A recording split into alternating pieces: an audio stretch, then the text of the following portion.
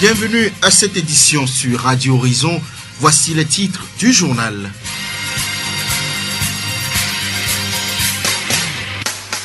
De nos jours, les femmes s'investissent davantage dans l'entrepreneuriat. La fabrication et la commercialisation des produits bio les intéressent aussi que les technologies de l'information et de la communication. Considérée comme une preuve d'amour, la jalousie peut détruire un couple et les relations humaines quand elle devient une maladie. Les précisions dans ce journal. En fin d'édition, nous parlons des complications liées à la grossesse.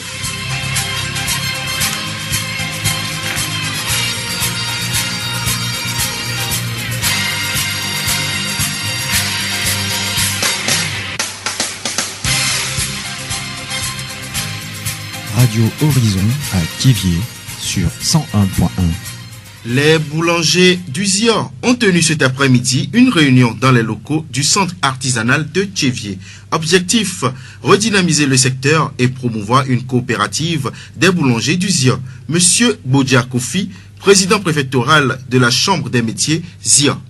Ça fait longtemps que le métier de boulangerie n'est pas du tout considéré comme un métier en tant que tel. Or, l'alimentation fait partie de la première branche au sein de la chambre de métier. Tout le monde mange du pain. Personne ne peut dire que le pain, lui, ne mange pas du pain. Peut-être pas trop, mais au moins goûter à ça, tout le monde. Comme ils n'ont pas su que leur métier a plus d'importance, nous autres au sein de la chambre, ils occupent la première place, c'est la restauration, alimentation. C'est pourquoi nous, on les rassemble pour leur faire comprendre que ce qu'ils font, ce n'est pas du n'importe quoi. C'est des choses très importantes, très sérieuses, à travers laquelle ils peuvent gagner leur vie et faire beaucoup de choses. Monsieur Bodja Kofi, président préfectoral de la Chambre de métiers du ZIA. Nous allons revenir plus en détail sur cet élément dans nos prochaines éditions. La voix du ZIA. C'est un sentiment qui devient destructeur quand on le gère mal. Une émotion qui représente des pensées négatives entraînant la destruction d'un couple ou d'une amitié quand elle devient maladie. La jalousie concerne la peur de perdre quelqu'un ou quelque chose au profit d'une autre personne. Les précisions avec Madame Katasu Tekovidede, psychologue clinicienne au centre hospitalier régional de Thiéviers. La jalousie est une émotion en pointe d'agressivité envers une personne dont on se figure, à tort ou à raison, qu'elle possède quelque chose que l'on n'a pas et que l'on désire. Dans le cadre d'une relation amoureuse, la jalousie est la conséquence de la peur de perdre l'être aimé ou l'exclusivité de son amour au profit d'une autre personne. La jalousie est familièrement liée aux relations humaines. Elle est observée chez les enfants âgés de 5 mois ou plus. Madame Katasu nous parle également des conséquences de la jalousie. On peut trouver l'insécurité affective de base. Les personnes qui ont été peu touchées dans l'enfance et qui n'ont pas senti l'amour inconditionnel de leurs parents souffrent d'une grande insécurité affective. Elles ont beaucoup plus peur de ne plus être aimées et recherchent des confirmations sous toutes les formes. Nous avons aussi le manque d'estime de soi. La croyance inconsciente est que je ne suis pas suffisamment bien pour être aimée pour ce que je suis et que donc tôt ou tard l'autre trouvera quelqu'un d'autre qui sera mieux que moi. Troisième aspect, nous avons la projection de ses propres désirs d'infidélité. C'était l'hypothèse émise par Freud. Le jaloux projette sur l'autre son propre désir d'aller voir ailleurs. Comme il ne peut l'assumer, il tyrannise l'autre, lui prétend ses propres intentions fantasmatiques. Nous avons aussi le traumatisme dans l'histoire familiale. On porte parfois en soi les traces de souvenirs familiaux douloureux. Ainsi, si enfant j'ai vu mes parents se disputer violemment à cause de tromperies au sein du couple, il se peut que je devienne particulièrement jaloux à l'âge adulte. Nous avons aussi une paranoïa sous-jacente. Ce sont les cas les plus graves. Le jaloux est continuellement susceptible et suspicieux. Il peut devenir violent au moindre signe extérieur qui attire son insécurité existentielle. Nous remercions Madame Katasu Tekovidede, psychologue clinicienne au centre hospitalier régional de Thiéviers. La période de grossesse est une période très sensible pour une femme et sa famille. C'est une période au cours de laquelle les complications surgissent le plus souvent. Mal gérées, ces complications peuvent entraîner le décès de la femme enceinte, de son bébé ou des deux vies. Quelles sont alors les complications liées à la grossesse? Madame Messan Kafui, sage-femme d'État à la polyclinique de Tchévier. Plusieurs complications sont liées à la grossesse. Une femme qui est enceinte et qui commence par saigner, par exemple. Là, ça dépend de l'âge de la grossesse. Au premier trimestre, on pense déjà à 3 complications. Soit c'est un avortement que la personne est en train de faire, soit c'est une mole hydatiforme, ou soit c'est une grossesse extra-utérine. Là, si c'est au premier trimestre, on pense à ces complications. Si c'est au deuxième et troisième trimestre, là, on peut penser à une rupture utérine, ou soit à un placenta prévia, ou soit à des PPNI, décollement prématuré du placenta normalement inséré. C'est-à-dire que le placenta ne devait pas être décollé, mais il est décollé prématurément. Et ça fait saigner, c'est une complication. On doit prendre en charge. En dehors de l'hémorragie sur la grossesse, on peut avoir un accouchement prématuré aussi, c'est une complication. La grossesse qui n'est pas arrivée à terme et que l'enfant veut sortir, c'est aussi une complication qui est liée à la grossesse. En dehors de ça, on peut penser aussi à la prééclampsie, une complication qu'on voit souvent au niveau de la grossesse. Même après l'accouchement, on peut le retrouver. Ça regroupe 3 signes. Si une femme enceinte a une tension élevée, elle a l'albumine dans ses urines et elle a soit oui ou non les œdèmes, on peut penser à une prééclampsie. C'est une dame qui va faire des crises pendant sa grossesse ou pendant l'accouchement ou même après l'accouchement, les 42 jours qui suivent l'accouchement. Ces complications peuvent être prises en charge si elles sont détectées à temps. Si ces complications sont décelées un peu plus tôt, on dirige souvent ces femmes. Il y a des complications que nous pouvons prendre en charge là où nous sommes dans nos formations sanitaires, mais il y en a que nous référons qui nous dépassent, qu'on doit référer vers les centres dans lesquels on fait des opérations, sur les centres chirurgicaux. À chaque complication, il y a un signe qui se présente. C'est les signes qui nous font dire que c'est pas cette complication qui se présente. Et tout ça là, on peut pas le savoir si la dame est restée à la maison. C'est quand elle se pointe chez nous, on va poser le diagnostic pour voir tel signe, soit c'est ça. Donc c'est les signes qui nous guide souvent. Nous remercions Madame Messan Kafui, sage-femme d'État à la polyclinique de Tchévier. La voix du Zion. Dans les initiatives privées émergentes depuis quelques années dans notre pays, les produits bio occupent une place importante due à leur impact positif sur la santé. Ici à Tchévier, nous avons rencontré Madame Lagbema Deborah, productrice de moutarde ou afiti à base de graines de néré et de soja. Complément alimentaire naturel et originaire du Nord Togo, ce produit garantit la santé des consommateurs.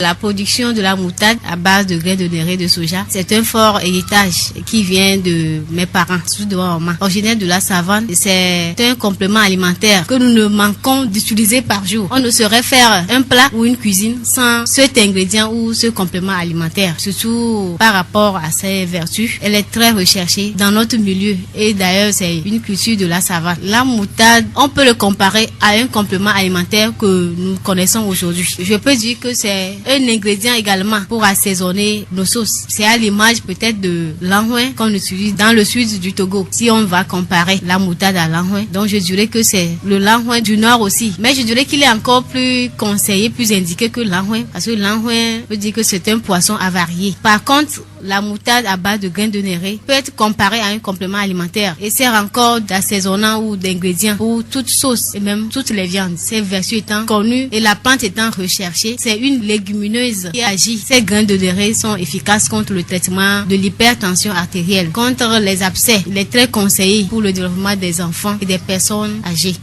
Selon Madame Lagbema, le début de chaque entreprise est difficile, mais avec l'espérance et la foi, on peut grandir.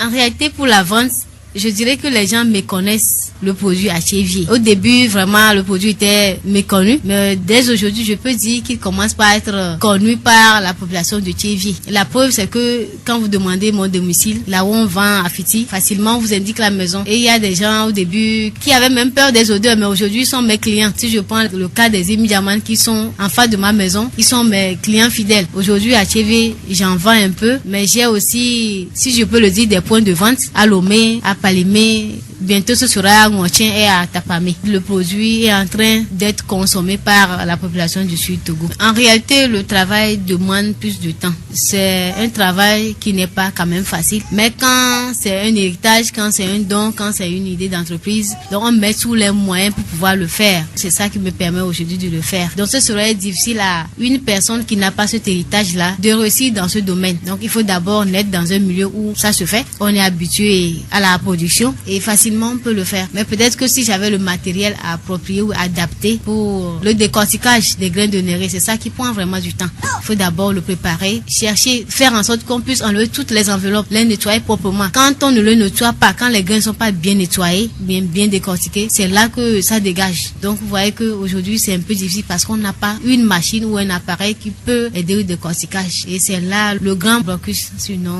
le reste se passe très bien.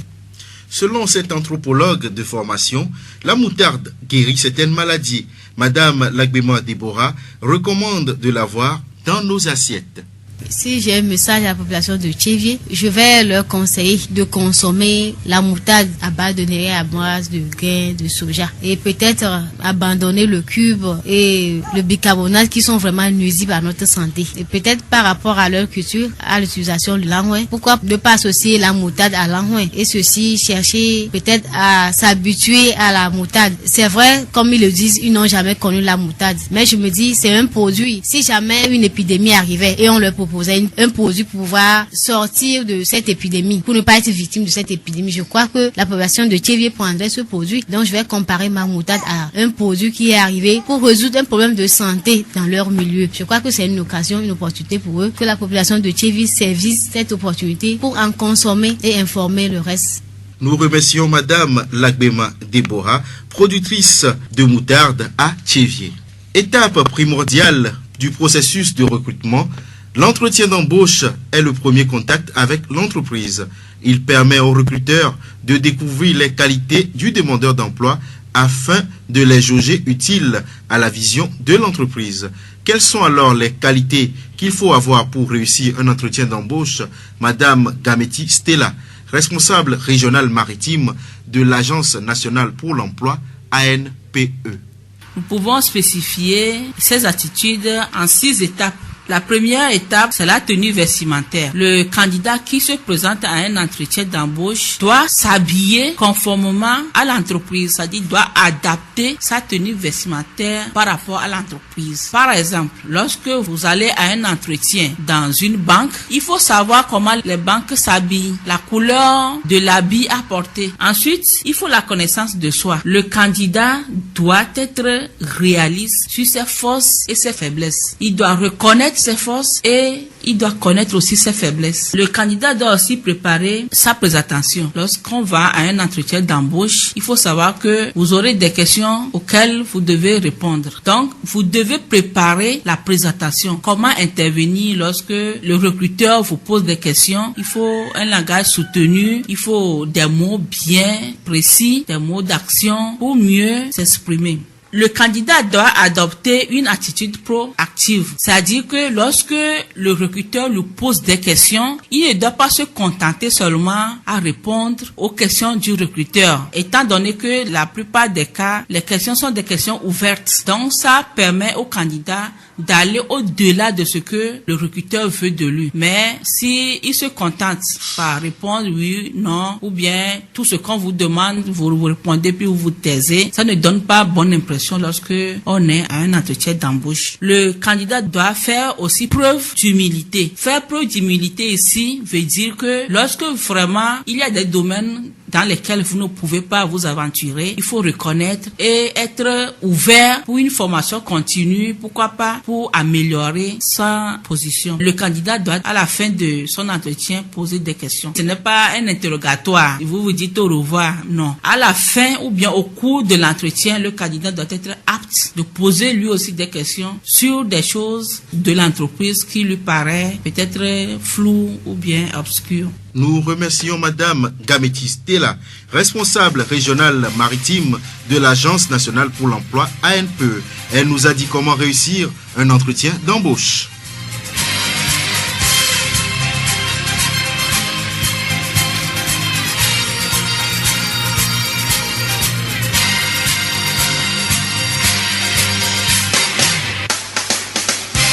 Nous ne pouvons pas surmonter la colère et la haine simplement en les supprimant. Nous avons besoin d'en cultiver activement les antidotes, la patience et la tolérance. C'est sur cette pensée du Dalai Lama que nous refermons ce journal. Merci de l'avoir suivi. Présentation Edem Agbitosu, réalisation Gaëtan Amouzou. Très bonne suite de nos programmes. Au revoir à vous tous.